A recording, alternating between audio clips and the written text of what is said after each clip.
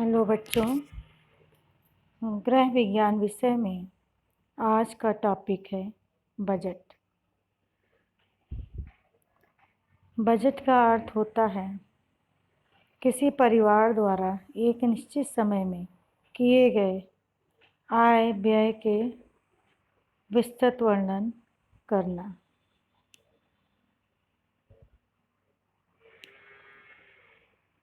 आवश्यकताओं के प्रकार हमारे दैनिक जीवन की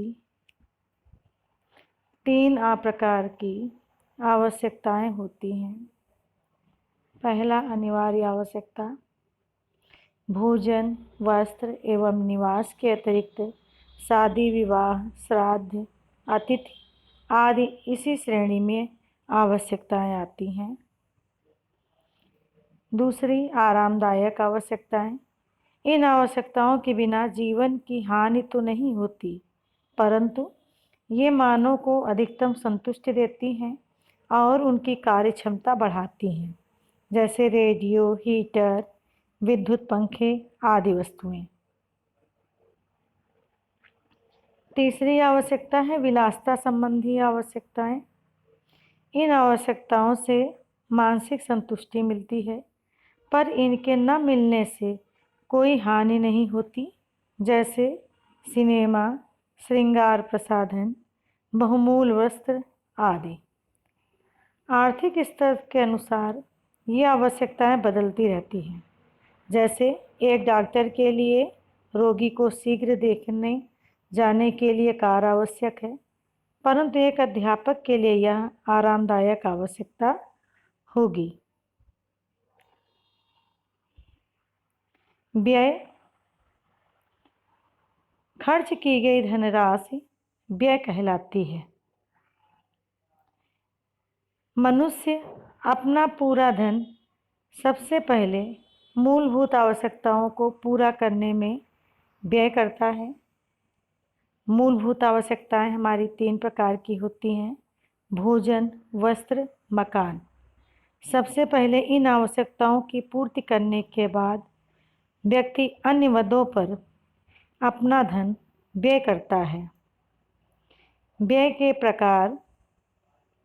आवश्यकता के आधार पर व्यय निम्नलिखित प्रकार के होते हैं। पहला, दैनिक व्यय। साग, सब्जी, दूध, फल व रिक्शा का किराया आदि का व्यय दैनिक व्यय है। साप्ताहिक व्यय। सप्ताह भर के लिए किया गया व्यय, जैसे साबुन आदि पर होने वाला सप्ताह भर का व्यय साप्ताहिक व्यय है। मासिक व्यय। अनाज, पानी, घी, तेल, मसाले, नौकरों का वेतन, मकान का किराया, ईंधन, प्रकाश आदि के प्रबंध पर मासिक व्यय होता है। वार्षिक व्यय। गर्म कपड़े, रजाई, जीवन बीमा, साल भर के लिए अनाज आदि वार्षिक व्यय है। आकस्मिक व्यय। इस व्यय के अंतर्गत जन्म, विवाह, मृत्यु, बीमारी, अनेक प्रकार के उत्सव, अतिथि पर किया गया व्यय आदि सभी आकस्मिक व्यय की श्रेणी में आते हैं। बजट बनाते समय ध्यान देने योग्य बातें। बजट बनाते समय निम्नलिखित बातों का ध्यान रखना आवश्यक होता है। पहला, मकान। जब हम व्यय करते हैं तो सबसे पहले हम बजट बना लेते हैं और बजट बनाने में मकान का पहला मद रखा जाता है, जिसके अंतर्गत मकान का किराया। अगर स्वयं का मकान है तो मकान की टूट फूट के मरम्मत हेतु लगने वाला खर्च उसमें शामिल कर लिया जाता है। दूसरा, कपड़ा। ये व्यक्ति की दूसरी मूलभूत आवश्यकता है। इस पर भी व्यक्ति का अधिकांश धन खर्च होता है। तीसरा, भोजन। यह सबसे महत्वपूर्ण मद है। आय का अधिकांश भाग इसी मद पर खर्च होता है। चौथा, शिक्षा तथा मनोरंजन। बच्चों की शिक्षा, स्कूल की फीस, कापी किताबों का खर्चा, इसके अलावा मनोरंजन पर किया गया खर्च, ये सब भी बजट में शामिल होता है।